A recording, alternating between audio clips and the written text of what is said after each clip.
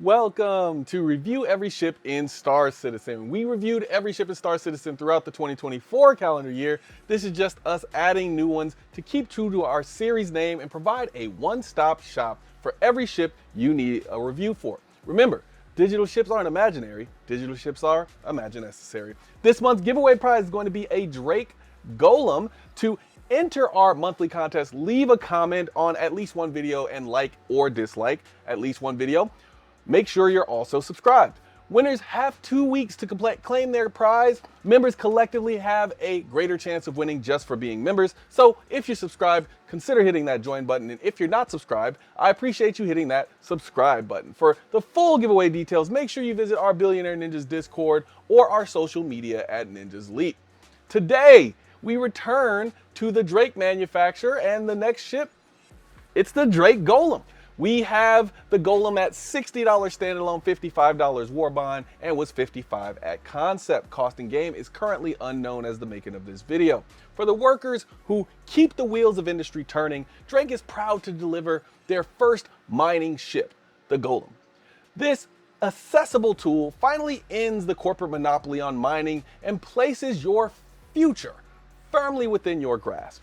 Built for professional mining and little else, the Golem is well set to become the go-to choice of the hardest laborers in the galaxy. The Drake Golem.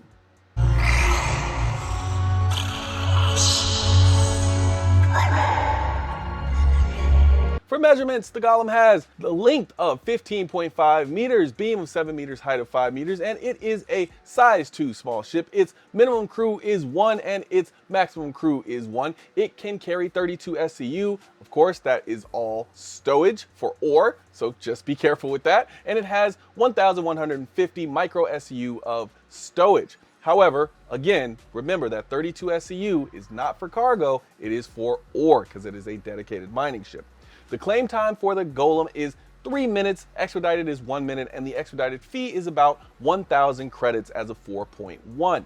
For speed, the Golem has a top SCM speed of 202 or 203, depending on who you believe, which is about average for its class and size. Its nav max speed is at about 1010, which is below average in its class and size. When it comes to maneuverability, it has slightly below average maneuverability for its class.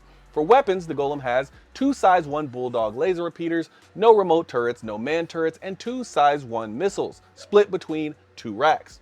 The hull HP for the Golem is 17,300, which is about average for its class and size. The shields on the Golem are the Bulwark shields, industrial grade C, quadrant type shields. The HP is 1,850 total, and regen rate is about 83 HP per second. For ship parts, the Golem has 1 small radar, 1 small computer, 1 small power plant, 1 small cooler, 1 small shield generator, 1 fuel intake, 1 fuel tank, a small quantum drive, a small jump module, and 1 quantum fuel tank. For fuel, it has above average hydrogen capacity for its class as well as above average for its quantum fuel capacity. For quantum capability, the Golem uses the Goliath industrial grade C quantum drive and the Explorer civilian grade A jump module, which makes it planetary, meaning you will be able to travel to another planet in the solar system and maybe to Pyro, but only if you refuel at least once or twice along the way. For special features and amenities, the Golem has barely any amenities. Of course, it has the mining arm with a Pittman mining laser that you cannot swap out and 2 gadget slots, but everything else is external to the ship because this only has a seat and does not have an interior. Externally, the ship has a weapons rack and micro SCU cargo storage. The 2 ore storage units can also be unlocked and removed externally. My preferred loadout for this ship is just to keep everything stocked. This is a budget ship, and the only thing that is even remotely worth swapping out is the mining laser, if that ever becomes available, which as far as we know, it will not. But if it does, that might be worth swapping out.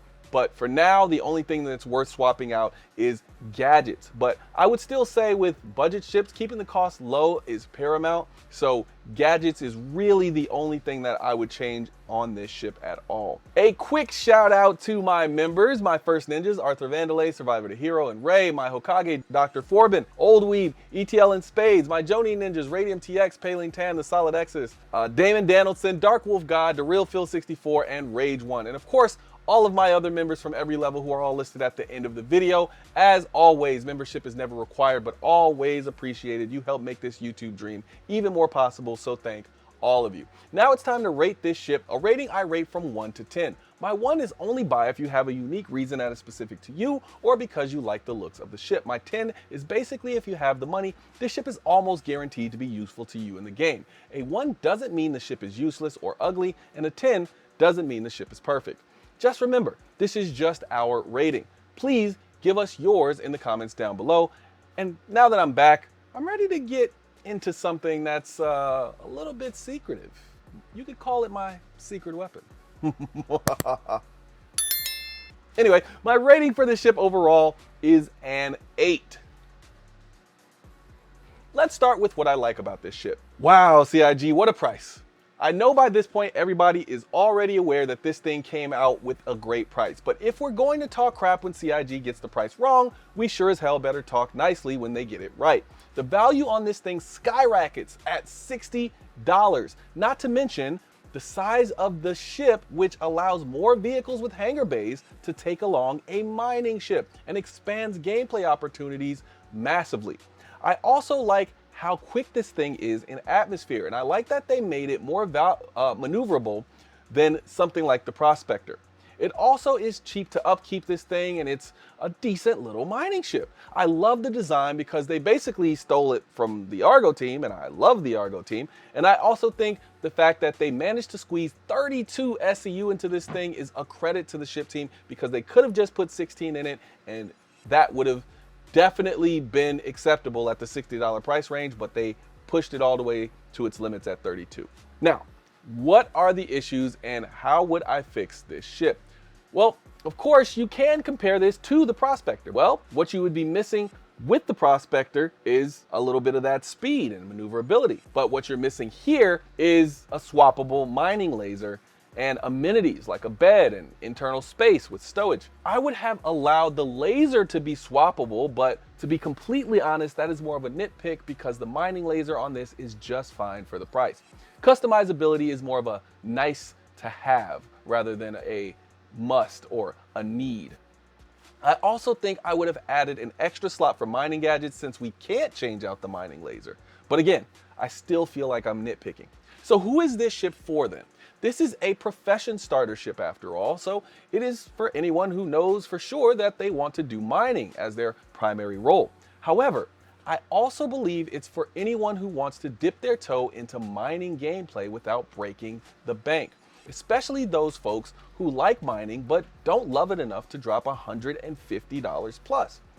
So why is it an 8? Well, initially I had it at a 7.5, but once you do the value comparison to the Prospector, it has to jump up a bit. The Prospector is the better overall mining ship. That is not up for debate, but not by much. I would have a legitimately tough time suggesting people spend $150 on the Prospector while this thing exists, because I don't think you're getting $150 worth of value now that this thing exists. I think the Prospector needs an update now with maybe some size 2 weapons or some missiles or some armor, or I don't know, like better equipable mining lasers.